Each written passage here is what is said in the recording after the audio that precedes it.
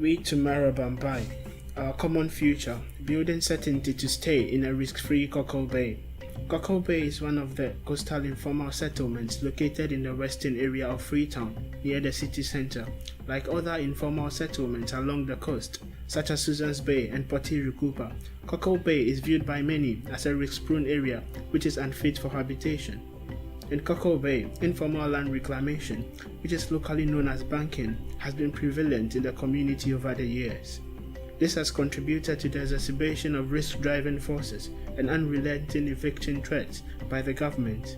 However, the newly elected mayor is willing to support a local action plan being developed in conjunction with the Freetown City Council.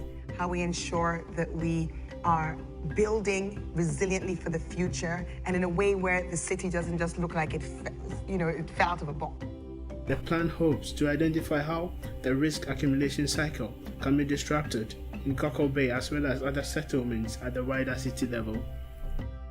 To supplement the local action plan, the following research is based on 6 months of desk review and 2 weeks of fieldwork. As part of the fieldwork, there were 3 focus group discussions, 33 interviews, and 197 household surveys in 4 sub-settlements in Cockle Bay, namely Joymata, Colatry, Mafunbe, and Hillet View. A total of 258 people were consulted between 25th April to 4th May 2018. Given the geographically detached location and governance observed in Joymata, the following analysis of Cockle Bay focuses on the 3 sub-settlements, Hillet View, Mafunbe, and Colatry. While the research as a whole gives a fair abstraction of both settlement-wide and intra-household dynamics, it is noted that there are gaps in the information such as gender representation which could warrant further research. Currently, it can be seen that despite the perceived homogeneity in the Cockle Bay settlement, its residents have in reality different levels of exposure, capacity, and capability to act against risk.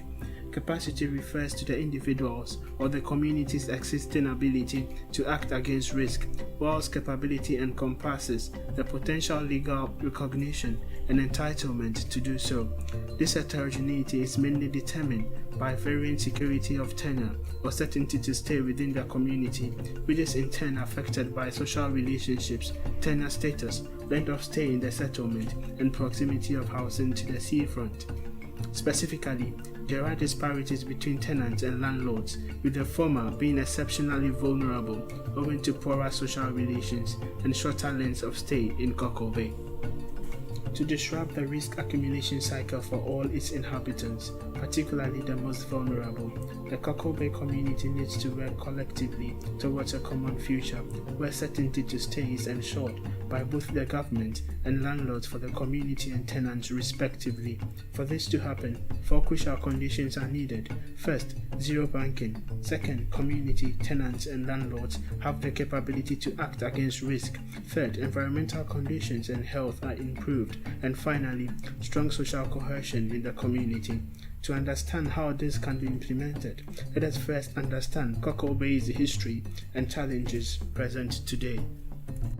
Cockle Bay was originally a formal settlement. However, in 1970 to 80s, caretakers of the homes within the formal settlement started to develop new parcels of land behind the original landowners' houses in order to live closer to jobs and to reduce their living expenses. They used mangrove branches in Aberdeen Creek and waste materials to reclaim new lands towards the sea. This practice of land reclamation is known locally as banking. While banking started among just the caretakers, it slowly became more common due to the influx of people into the settlement. Originally, the Civil War and the rapid urbanization of Freetown caused many migrants to come to the city from other provinces and rural areas. Subsequently, affordable housing and land, as well as proximity to the city center and job opportunities, pulled many people to settle in the area. For example, more than half of the residents relocated from other parts of Freetown. This caused the Cockle Bay's population to quadruple to nearly 20,000 people over the last 10 years. These individuals initially settled as tenants, but subsequently asked for permission to do their own banking so as to become landlords. Moreover, many people started to reclaim more lands for renting purposes to supplement their incomes. The process of banking begins by the tenant paying token fees or favors to previous landowners and can take between a few months to 8 years to finish, depending on the area being reclaimed, as well as the resources and disposable income. The construction process is also frequently suspended when reclaimers have insufficient income to continue. There is another disparity in capability present between different groups looking to engage in banking, as most vulnerable groups, such as women, appear to have less financial resources and physical capacity to do land reclamation by themselves. This occurrence of ad hoc banking and construction of housing without prior planning and supervision has increased the community's exposure to risk and their vulnerability to hazards. Main risks include floods and fires driven by water, sanitation, and housing vulnerabilities, as well as energy poverty.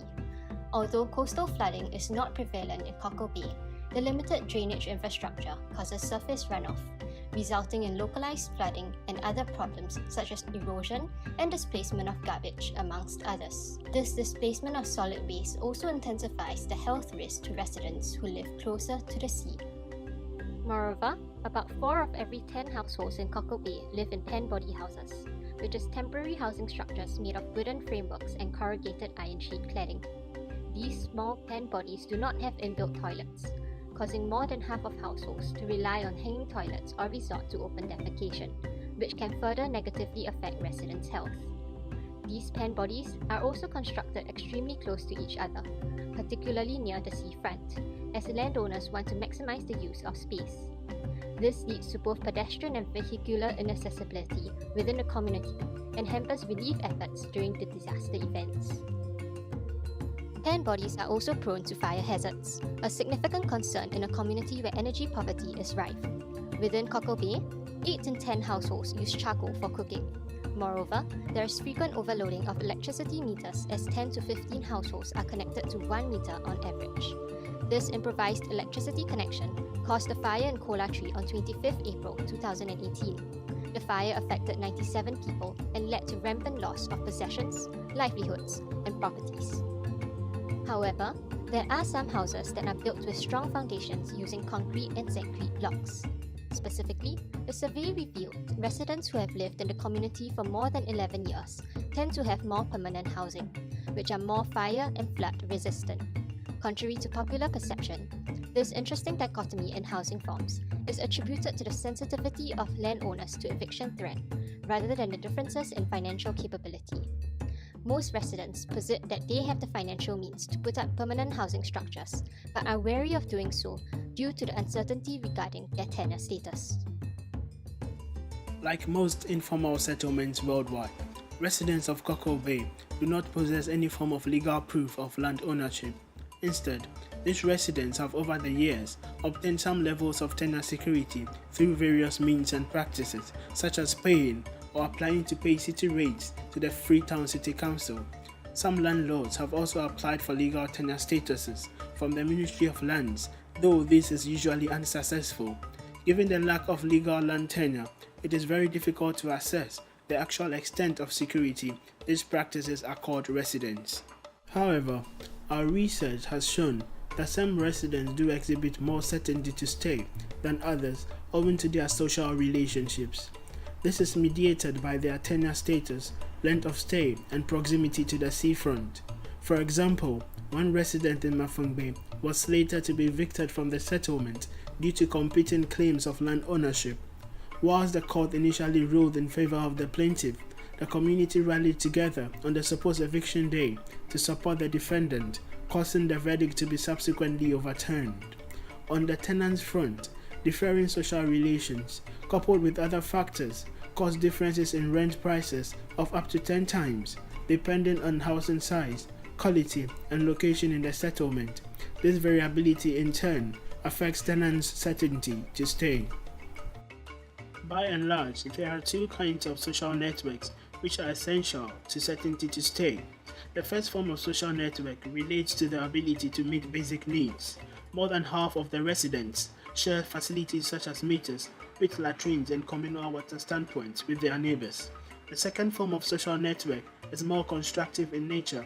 These are formed by participating in community initiatives such as the Federation of the Urban Poor, Elite Youth, Police Partnership Board, as well as savings groups. However, the community has a weak social relationship in relation to the second form of social network, and overall, there is a differing degree of social capital between tenants and landlords. Specifically, tenants are less active in community initiatives as compared to landlords. For example, 1/3 of landlords belong to saving groups, while only 1 in 5 tenants are members.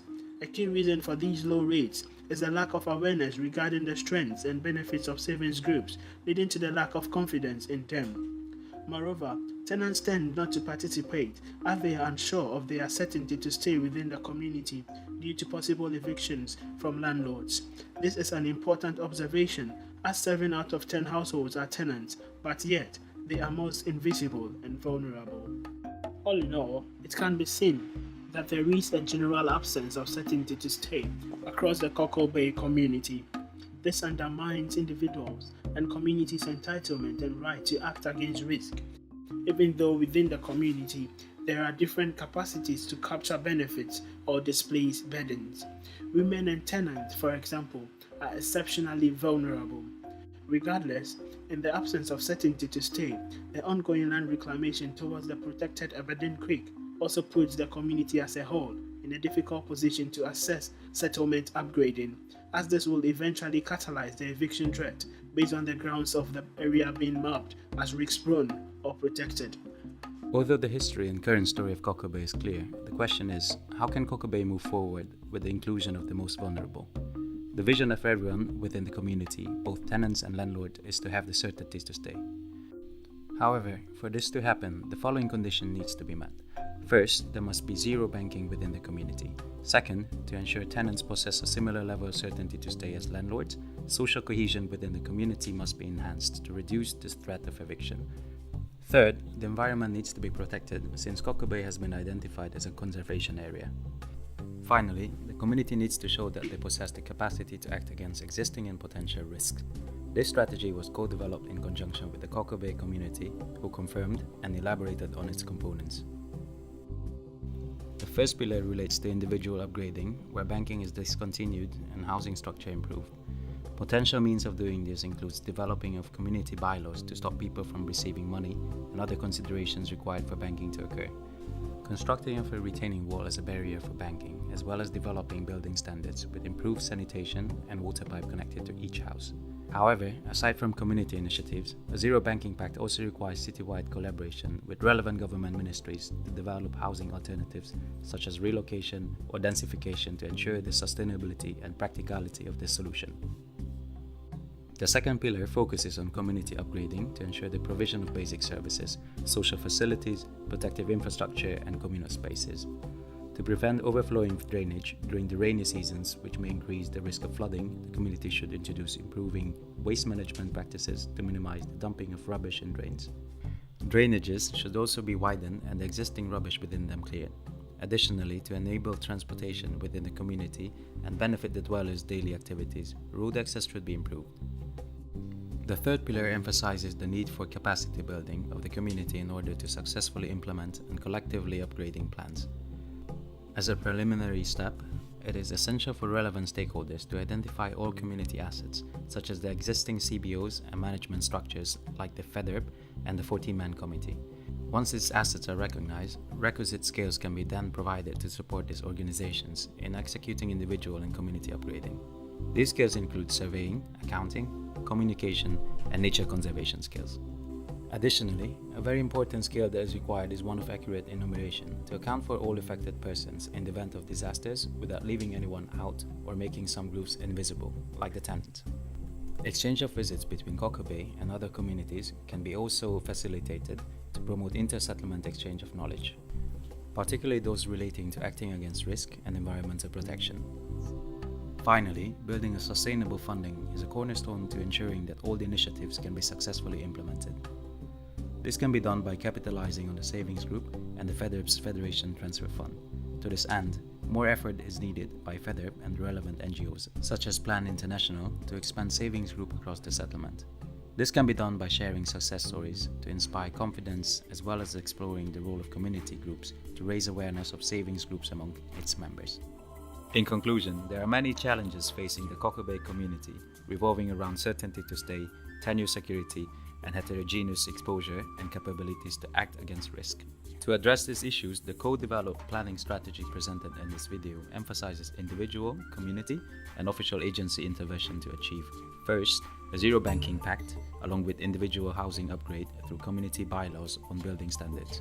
Second, development of community infrastructure to facilitate road accessibility and drainage upgrade. Third, community capacity building in collaboration with various agencies to increase resilience against risk and environmental protection. And fourth, establishing sustainable funding through the advocacy of savings groups and other finance options. Overall, we hope that by using Cockle Bay as an example, important lessons could be extracted to ensure that environmental justice and social equality are achieved within the community as well as the other coastal settlements at the wider city level.